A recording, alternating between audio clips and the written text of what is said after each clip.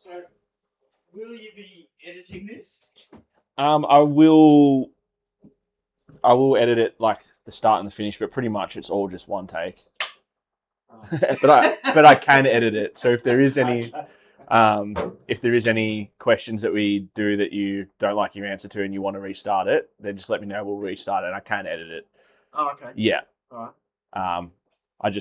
It's usually just been, there's been a couple of times where I've had guests where they'll be like, oh, can I do that one again? Yeah. And we'll do it again. But usually it's like, just pretty raw from start to finish. Now, how's that look? Do you want it like that? Or do you want it like that? Or Dracula style? I think from the top was nice. Yeah. Yeah, that's nice. Really highlights this. So I'll just do a quick intro. I'll sit there for the intro. Yes. And then you can kind of just like, you can even just hide in the corner here, and then I'll come sit down and you can pop up and sit on the chair. Yeah. It'll be quick. All right. Rolling. Yep. G'day, legends. Welcome back to Mikey Talk. Today we have episode 40, and I'm really excited for this guest interview. This next guest is a filmmaker and a projectionist down here at the Sun Theatre in Yarraville. He spent a fair bit of his life protecting the art of film. He even made a documentary about it called Splice Here. So I'm keen to dive into a little bit of that and just the rest of his life in general. So please welcome Bert Murphy. Hey, all right. Cheers. Thank you. Bert or Robert? Bert. Yeah, only my mother calls me Robert. Yeah. So before we jump into things, maybe I think we should just talk a little bit about this room yes. that we're in, and maybe for the people that don't know, like the difference between digital and film. Right. Wow. Okay, that's a big difference. Well, film is they both work in the same way. They both work by flashing single frames after each other up on screen quickly. Both digital and film still work at 24 frames a second in the cinema. So it's 24 of those flashes every second. But film is a photochemical process. So it's a piece of plastic with an emulsion on it, which is light sensitive. You put it through the camera and it's recording little images. So it has a grain structure. It has a different kind of color look about it. There's a lot of technical issues. One of the things that I think is the way a film projector works to flash those images up. It has to pull the film down, hold it there for a moment, then flash it on the screen. The light goes out, goes black, and then the next frame is advanced down into the same space, and then that's flashed. So for as many images that you are seeing, you're also seeing just as many frames of black. So it's image black, but it's so fast that you can't see it. And that does something to your brain. And it's really entrenched in the whole culture of film and the whole art of film. And of course, cinema has 120 years of film-based history attached to it. Digital works the same way, but there are no black spaces because it can just go bang, bang, bang, bang, bang, bang, bang. And it's now that we're kind of like 15 years into digital projection now. The cameras are beautiful. They can capture like film quality now. So 35mm, which is the most common thing that was used, throughout the whole of cinema, is about 4K in resolution. And, most people understand that term now, which means there's 4,000 pixels across the horizontal edge, roughly. So it's taken 15 years for the digital projectors to get up to that stage, and we've now got laser projectors, and they're pretty amazing. But I feel like this is where we should have jumped in to digital projection, not what we were doing 15 years ago, which was pretty damn rough. Yeah, there's a little bit of a gap there. Yeah. Look, if it's set up correctly and maintained, and that's the big thing with digital projection is maintaining it, because it goes off spec very, very quickly. Yeah. A film projector, this is 70 years old, this will run and never change what it does. You've just got to maintain, sprockets and things like that, but the light source is essentially constant. So we're in a projection room at the moment. Is this what you would call this? We are, yeah. Sorry, that was your original question, wasn't it? Yes. There was two there, so we got the first one. This is the original projection booth at the Sun Theatre. So it used to be 1,050 seats, one auditorium, which is like, and the first cinema in Melbourne to have a slanted floor. Really? Yeah. So that's how it was built, and this was the original booth. So the projector would shoot all the way down to the other end of the building. Since then, that space has been cut up into 4 cinemas, 2 big ones on either end, and we've added 4 more as well. So we've got 8 screens here now. Yeah, and these were put in the last 10 years. This one was put in for our 70mm projection, which we did in 2016 for the Hateful Eight. So before that, we had Bowers, if that means anything. This is a Cinemecanica. This is Italian.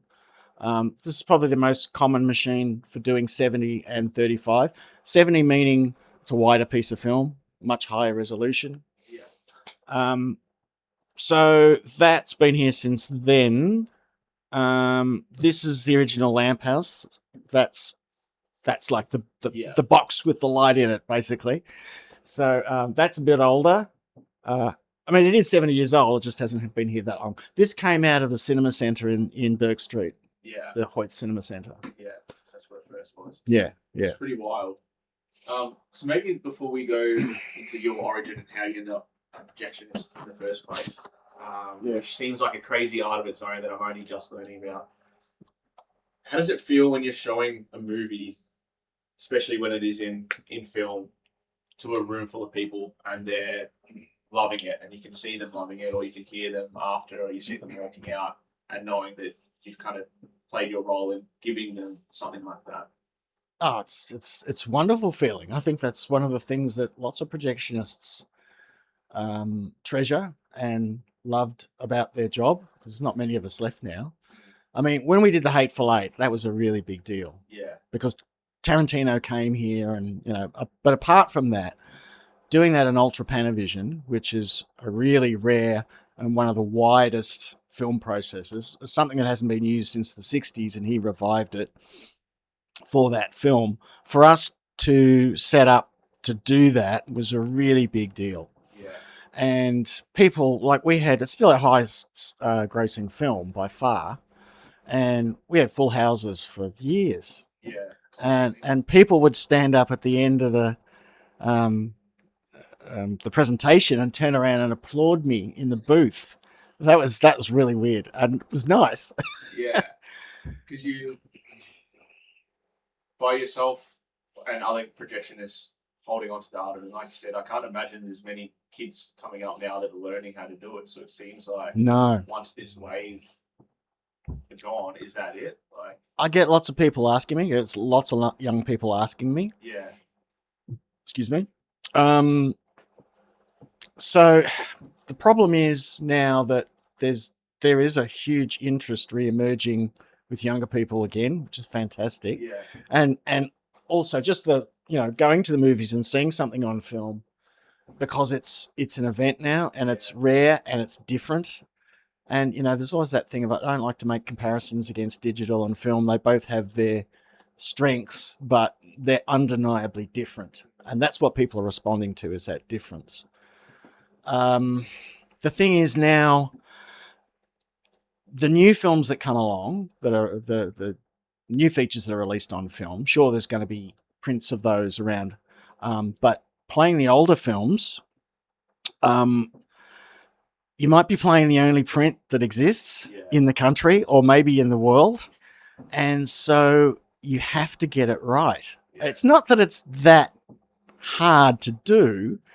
There's just a lot of back knowledge you've got to know for when things go wrong, or the way you're treating the film, or I mean, you just got to, you can't get it. That's the bottom line, is you can't get it wrong. Yeah. And so when you are learning, like I think back to when I was learning and when everyone was learning, they ruined prints. They made mistakes, and they scratched prints, and we can't afford that now. And that's the problem with training up new people. Yeah. It looks so delicate. In the intermission of Hateful Eight, where you let everyone in to see how everything's working, it kind of like wigged me out a little bit because it was just filmed on everywhere. It just felt so delicate, and I was like, "There's no way I should be in every part of this." Well, yeah, that's the other problem is that there used to be the projection world is kind of broken up into two main camps, and that is the changeover guys and the platter guys. Now, changeover means there'll be two projectors in the booth like there are here, side by side, and they'd play one reel of film, which is like that size at about 2,000 feet long, which is about 20 minutes. And then so you'd play one reel, and then you'd flick over to the other projector and play the next reel, and you go back and forth across the whole film.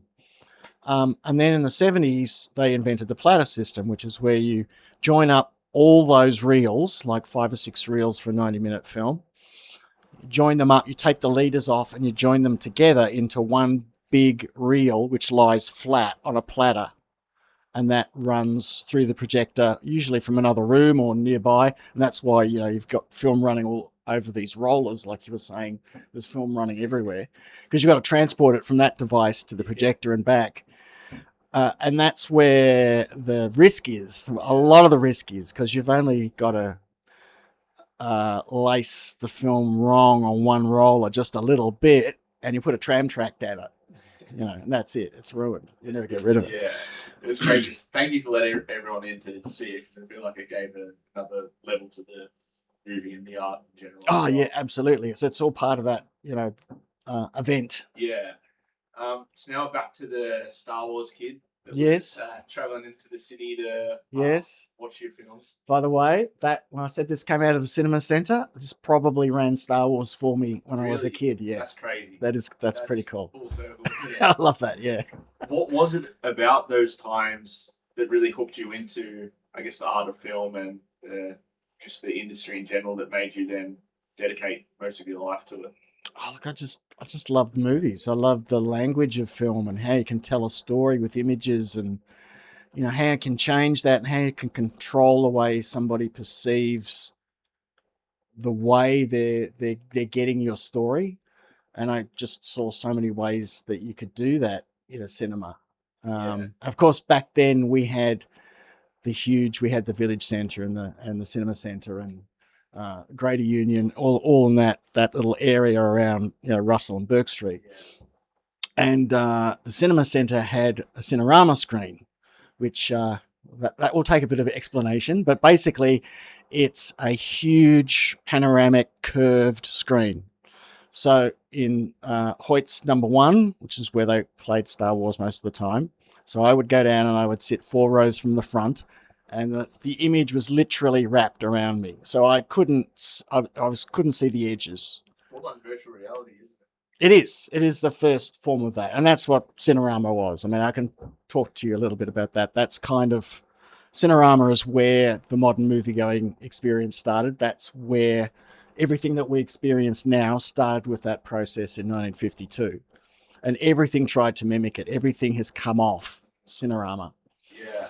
So even at the end of the doco, when you put yourself like the roller coaster type of shot, and showing all the people, the older people, that's just a reminder me of VR. It's like I remember like the first time I even shot like my girlfriend or family, like VR, and you put them on the roller coaster first because it's like that's where you can get the full immersion of it, and seeing the way people were reacting to it, it's like, oh, this is like having the exact same effect. Yeah, that's stuck since Cinerama. That was the first film to do the roller coaster, and that sequence was famous for so long because nobody had ever seen anything like that. Yeah. But everyone who's showing off a new process does something on a roller coaster now. It's kind of like a rite of passage for a new process. That's cool. So when was the moment then that you went from kid or someone sitting in the cinemas enjoying the movies to then actually being in the box and like working in the industry as a projectionist? As a projectionist, so I that got me on a path to being a filmmaker. So I got into Swinburne, the film and television school. I did 3 years there, and then so by the 90s I was out making films with mates and getting jobs here and there and so forth. And so it wasn't until 2004. which is a bit later, that I had a friend. I actually cut a documentary for the owner of the Sun. And the chief projectionist here at that time was a friend of mine, and he just sort of said, "Look, we're looking for people. Are you interested?" And it was the only part of the process I hadn't really done yet. And I said, "Yeah, absolutely, I'd love to." So he spent 2 weeks training me, and then off we went. Back then, it was all film. There was no digital yet. Yeah. So we had 4 screens at that time, and you'd have to manage all the 4 screens. And then quite quickly, I got a job, because the Projectionist Underground, I like to call it, is quite a small world. They're looking for people at the Nova in Carlton. So I got dragged in there as well. I did about 7 years in there, and that was a madhouse. That's, if you can work in there as a film projectionist, you can work anywhere, because it's it's spread over 4 different levels, and there are bio boxes everywhere, and it's all different equipment, and they've all got their own eccentricities. And when I was there were 12 screens, two projectionists managing 12 screens. That's with standard night. Well, that's like films starting 5 to 10 minutes apart. Yeah. So once they started to drop, meaning finish, you literally run for 90 minutes between cinemas to lace it up, put it on a timer to say, projector, start this in 10 minutes, because I can't be here. I've got to be somewhere else, and hope that, it all works. That's crazy. And did people at that time realize like what was going on behind the scenes to make this happen, or was there a point where people would come in and sit down, watch the movie, not know that there's 2 madmen running crazy around for 90 minutes? No. People never knew what was going on. No, they just complain when something goes wrong. I'm sure that would. Do you have any horror stories of? Look, the biggest horror stories, and I think every projectionist probably has one of these. They may not admit to it. Is dropping a print. So when the film's on the platter, so it's on a it's one big piece, and the Nova, God bless them, would often change where a film was playing to a different cinema, like during the day.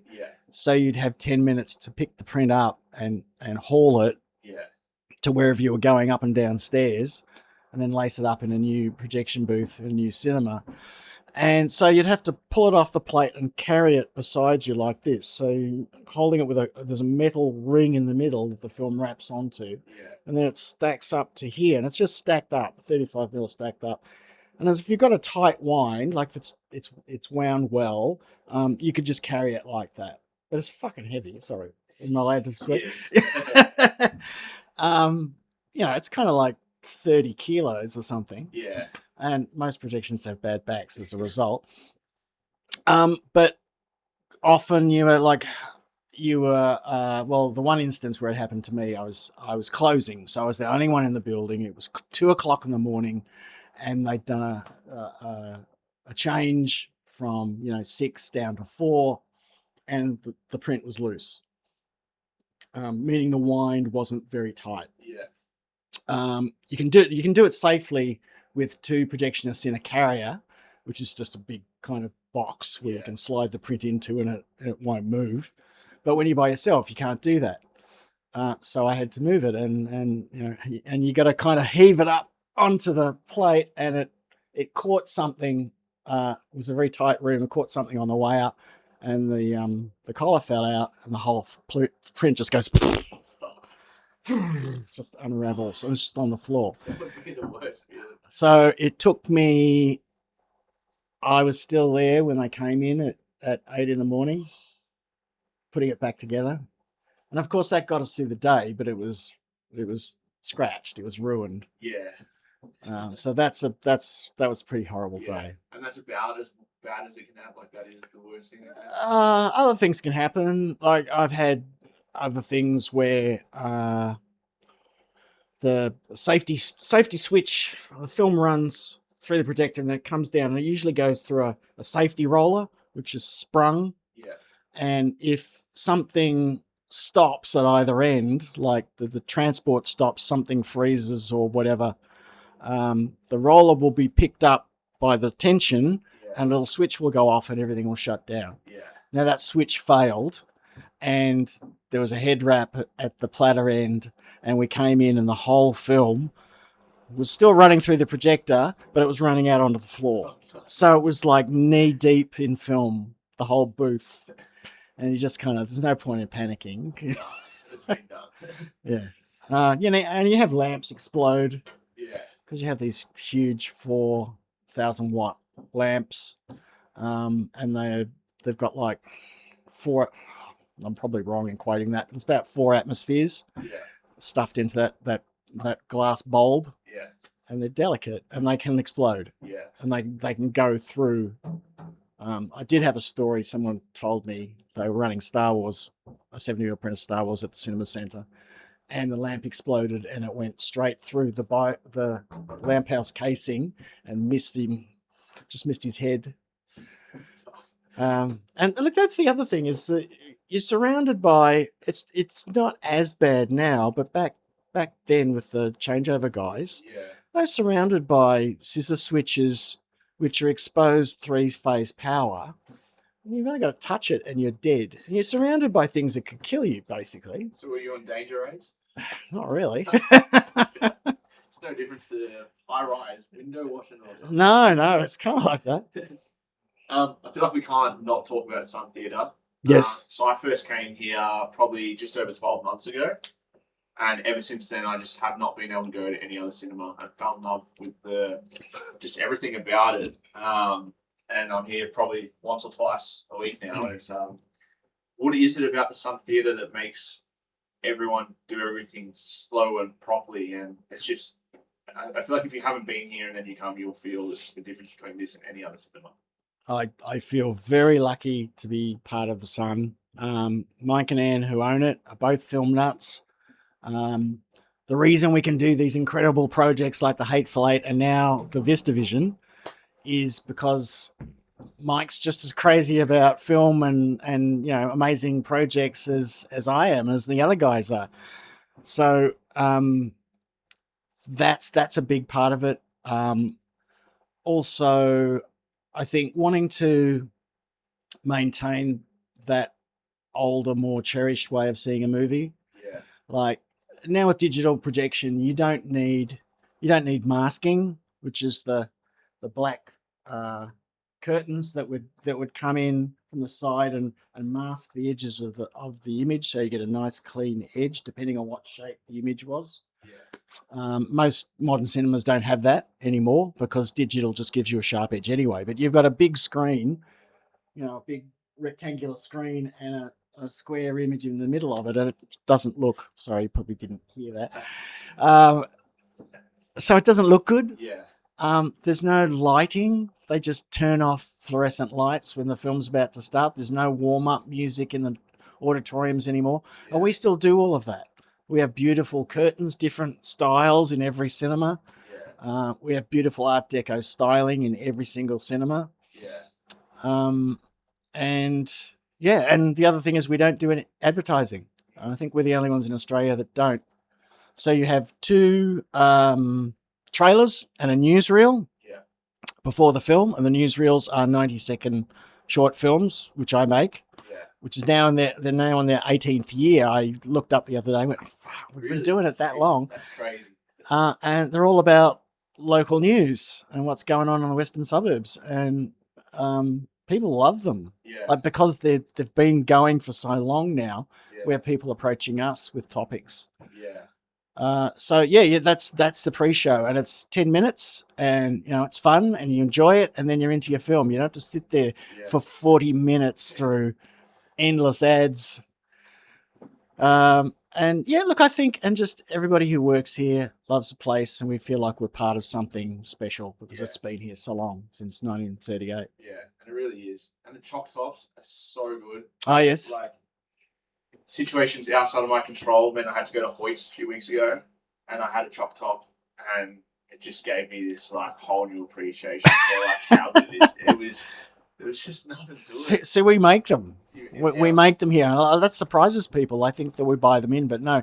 There's a staff member every day that is rostered on to choc just do choc tops all day. They just make choc tops all day. Is that an enjoyable role for the staff? I don't know. I've never had to do it. I mean, they get a boombox in there and they just listen to their music, and they, I guess that's kind of fun. I know some of the kids that like it. You said you'd learn every step in the process, but you haven't done the. I haven't done choc topping. No. So you might need to have a day. I might. I haven't done the counter or front of house yet. It was so good. And then, back just to touch on the ads for a little bit as well. I think that's another thing that you're right. And it makes this place really special. And even if we're ever coming down here with friends or invited other people down, we have to tell them, hey, like, the movie starts at 8. Like, yeah. Like, you need to be in the seats. Like, You'd have to going straight into it. Yeah. People come from across town and I go, oh, I've missed the start of the film because they expected it. Yeah. And having it as a local story. And that's why getting Christian, like the well-drawn story in here was so cool as well. I don't know. Knowing that he worked here for a little bit as well. But it's very unique, and it definitely adds to the experience. It is, and places like this. I mean, there's some of us, a few of us around the country now. We're enjoying the higher numbers in takes. Like the big guys are kind of in trouble. Yeah. People aren't going to the movies anymore, and they think it's because. Well, I don't know why they think it's because, but they think the way they can combat it is by slashing the experience even further. Yeah. And so it's not fun. Yeah. But you come here and you feel like, oh, this is really lovely. It's an experience, and we do lots and lots of events. Yeah. Obviously, this kind of stuff falls into the events. We're the only cinema in, well, one of 5 that can do 70 mil. There's only 2 of us in Melbourne. Yeah. And there's only 2 of us that can do 35 as well. So we're the only ones doing film screenings, and the attendances on the film screenings are getting higher and higher and higher. Yeah. I'm not surprised, especially as home cinemas and stuff become so good as well. It's like, that's the one thing you can't replicate. So all of a sudden it does make it an experience, and like you're excited to go. You're like, oh, we can't get this at home. Yeah. Yeah, that's right. We're offering something that people can't get anywhere else. Yeah. Now onto your doco a little bit. Splice Here. Yeah. Can you take me to the moment where you realised it wasn't just a changing of times going from film to digital, but you actually needed to pick up the camera to start recording it? Like, what possessed that feeling? Because I have this the filmmaking background, and because I was also a projectionist at the time, so this is around 2010. I thought, it was all changing quite quickly. Yeah. I was literally going into the Nova, and you'd walk into Cinema 4 to lace up a film, and there was a big box there instead. I was like, oh, fuck, okay, that's gone now. So I just picked up the camera and started documenting what was happening. And because I was plugged into that world, people would ring me and say, oh, they're pulling this out of, this cinema or whatever. And so we'd race over there and shoot it. So did that for a couple of years, just by myself. And then I bumped into a friend of mine who I went through film school with, and she's now a very successful cinematographer. And we hadn't seen each other for a long time. She said, oh, I love the idea. And so she started shooting it for me. And little did she know that she'd be still doing it 10 years later. It took us 10 years to finish. So it just evolved. Like at that point, I didn't really know what the film was going to be, whether it was going to be a short film or a little documentary or something. Yeah. But as we went along, it just grew. And the more people I met, the more things I wanted to shoot, because everybody had a great story, and it just got bigger and bigger and bigger. Yeah. And to the point where, we're traveling to America to shoot Douglas Trumbull in an interview, and Quentin Tarantino and Leonard Maltin, and so it was one of the most amazing experiences of my life was making that film. What was it like going down the rabbit hole of all these like crazy people, and you're seeing these sheds that are filled with things, and like you're meeting these interesting people like all over the world? It seems like an interesting rabbit hole. Oh, absolutely was. And everybody we met, even if they were wary, like anybody who sits down to do an interview in front of a camera is going to be wary to begin with, especially if they're in a position, an official position representing, say, the Egyptian theatre. Yeah. But within 15 minutes of talking, they loosen up because they realise you're the same kind of person. You're a film geek too. And so then we would just have these wonderful chats and interviews. Yeah. And yeah, the stuff we got to visit, like seeing Cinerama projected in 3-strip was just incredible. Yeah. And there's only one place in the world that you can see it now. And Crazy, isn't it? It's really is incredible. And I got to see Douglas Trumbull's new digital process. And of course he's gone now, and that process has gone with him. So not many other people have been able to experience that. So that didn't live on. I don't think so, no. I've tried to find out, but I don't think it did. Yeah. So it's funny how just picking up the camera because you knew you had to lay down all these like crazy paths. And Yeah. We can't not talk about Tarantino either, because that's just one of the craziest stories I've ever heard in my entire life. So Yeah. much he came across the reel, like the newsreel that you made for Village, because I make the newsreels, yeah, and because I was in the middle of making the documentary at the time, so I had all this footage I could call on.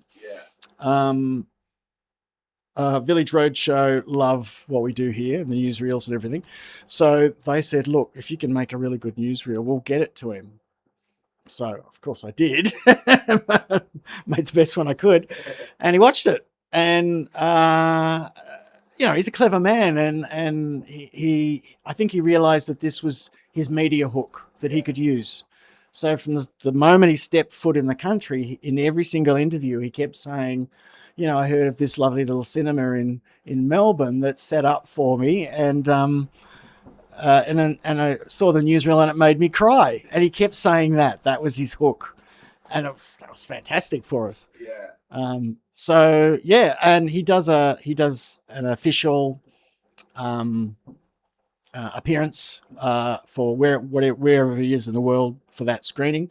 So Village Roadshow had kitted out the Rivoli, which is their flagship, and that was the official premiere. But then he also does a drop-in in every city he goes to, and the Asterix, I think they kind of assumed it was them because they've been the only 70 house in Melbourne forever. Yeah. And because of the newsreel, he came here, and he stood about there, and I had 15 minutes alone with him. Did you ever think that was going to happen? No. Samuel Jackson and Kurt Russell were here too. And I didn't get to meet them, but Mike, bless his heart, the owner, took Quentin aside and said, look, would you come up and say hello to the guys in the booth? Yeah. What was it like for 15 minutes? I was nervous as hell to begin with, and then you put two film nerds together and neither of us could shut up. Yeah, I was thinking that it was probably not much difference to what you were saying before when you were going around and interviewing these people. Once you work out, you've got that same core in you. That's right. Okay, Yeah. At someone similar. Yeah. I mean, he's just got this incredible memory. Yeah. I wish I had his film memory. He can summon up any film fact, who was in it, what they've done, who directed it, way back to the beginning of cinema. It's just incredible. So you're good on a trivia night. Yeah. Yeah. So now in like the current world where most people probably won't even realize if they're maybe even watching a film or a digital, it's just like something that I don't think is in the perception of people. Even with the Hateful Eight the other week, bringing down all my family and a bunch of friends, and it's like it was only because you explained it at the start. I feel like if there was none of that, they probably wouldn't even realize that they were seeing something that wasn't digital. What makes, in that world where most people are like that, what makes you want to fight and continue on like showing movies like this? Because it's worth saving. It's like I said, it's different. I mean, I'm of course I'm biased. I love the way it looks and the way it feels on screen. Seeing Ultra Panavision, the Hateful Eight. Yeah. I mean, that your parents, anybody must see that and go, wow, that's incredible. Especially with the snow and the white, like it really hits you. Yeah. I've had friends my age who grew up in the film era, and they've come and seen that film, and they said, "Fuck, I had no idea it could look like that." Yeah. It's really spectacular. and that's it's so entrenched in the language of film, of cinema, the look of film. Yeah. It's important to save it historically. It's important to save it creatively because it really is a creative tool. Digital is, fantastic, but it's sterile. It's perfect, Yeah. and so it's kind of there's something. People often make the comparison with me about analog and vinyl records and all that sort of thing. It's the imperfections or the irregularities that make it more human, that make it something that we can relate to more. When it's digital, it's on and it's clean and it's beautiful and you appreciate that. Yeah. But there's something about those little changes that you can't even see in film that make it more alive. Yeah. So it's kind of like another sense that maybe we don't have, but we can feel it. Or Yeah. Yeah. Do you have a favorite record, the soundtrack? Like a movie soundtrack. Yeah. Probably Star Wars. Yeah. I bought 2 copies of it across the years because I wore them out. That's how much you're Yeah. There's one working at the moment though. Yeah. I haven't had pulled the vinyls out for a while, but yeah. So there are lots of films I can quote. Yeah. For music. Yeah. Well, I've got one question left for you. We've made it pretty much through the whole interview, so okay. Thank you for sitting down. Yes. I just want to touch on now the future. I know you've mentioned to me that you're planning something else. You said you're even writing it during Hateful Eight here. Is there anything you want to talk about around that, or what the next project that you would want to work on creatively? I am developing a dramatic feature film. I can't tell you what it's about yet. I can tell you it's an adventure film, a coming of age kind of adventure film. Nice. The thing is, what I want to do, and I suppose I can tell you this, is because this is the VistaVision projector. Yeah. VistaVision is going through a real resurgence at the moment. Like, I'm not quite sure why, but Hollywood seems to be obsessed with it. So there are all these new films being shot in this process. VistaVision is actually 35mm film, which normally runs that way. Turn it on its side and run it this way. And that way you can get a rectangular shape by expanding how much you're exposing. Yeah. So it's like twice as big. Yeah. So it's like 70 in that it gives you this beautiful sharp image, and one battle after another shot in it. And there were VistaVision prints. Yeah. Anyway, this is the only projector in Australia. Yeah, this one right here. The only VistaVision projector. Yeah. It's probably the only one in the Southern Hemisphere. Wow. So we're setting up to project. Yeah. And I've recently found a VistaVision camera in Australia. This is a new camera. Yeah. Yeah, well, made in the 90s, not originals from the 50s. Yeah. And of course, now we've got Jordan setting up a chroma lab in Brunswick. Yeah. So Melbourne now has a film laboratory again after 30 years of absence. So I want to shoot my new film on VistaVision and be able to project it here. That's crazy. The whole thing? Yeah. Yeah. Yeah. So that's the goal. That would be pretty cool if I could do that. Yeah. So what do you need to make that happen? Like, what is the process of going from, I've got an idea, I can write a script, I know what I want to make. How do you go from that to then actually being able to make a movie? Well, at the moment, I'm still kind of assembling the team. Yeah. Once we've got all that in place, we will go to the funding bodies like Screen Australia and, Victoria and so forth. We'll get development money. We'll probably go out and shoot a proof of concept, like shoot a scene, to show that the pipeline works. Yeah. And then hopefully we get money to make it. Yeah. So you kind of like pretty much have to pitch them to give you money to make it. Anyway. Yeah. Surely this being the only one in there. Well, it gives us give us a unique angle. Yeah. Yeah. And it would be a real special event. Yeah. Especially if this is the only place in the summer. That's right. Yeah. I mean, of course, we'd show it. We'd make DCPs as well, so that we can show it digitally. So it would get wide world release. Yeah. But this would be the only place. Yeah. Plus, well, there are 4 other cinemas in the world. Yeah. That would get a print too as well. Yeah. Where are they? LA, two in LA. No, LA, New York, Boston, London. Yeah. Yeah. So got a bit of a spread there. Yeah. It feels like I'm in good presence here, sitting with this thing. Yeah. I mean, it's still a bit. I don't know whether you can see that, but there's a bit of work to be done. We've just put the lamp house on. Yeah. The projector itself has barely done any work at all. Like it was brought into the country to show the background plates, to project the background plates for the Matrix when they were filming here. Yeah. And it was never used since. So how'd you get your hands on it? Probably because of what we do here and my film. The guy who owned it contacted me and said, "Look, I need to get rid of it. Do you want it?" Yeah. Yes. Yeah. And of course, again, I took it to Mike. Like I went down and checked it out, made sure it ran. Yeah. Figured out a few things and then presented it to him. And in a second, he just went, "Oh, fuck yeah, that's fantastic. Let's do it." So he's a good person to work with. Oh, yeah. No, he's just as crazy about film as the rest of us are. Fuck, you have to be. Yeah. Oh, beautiful, mate. Thank you for sitting down with us.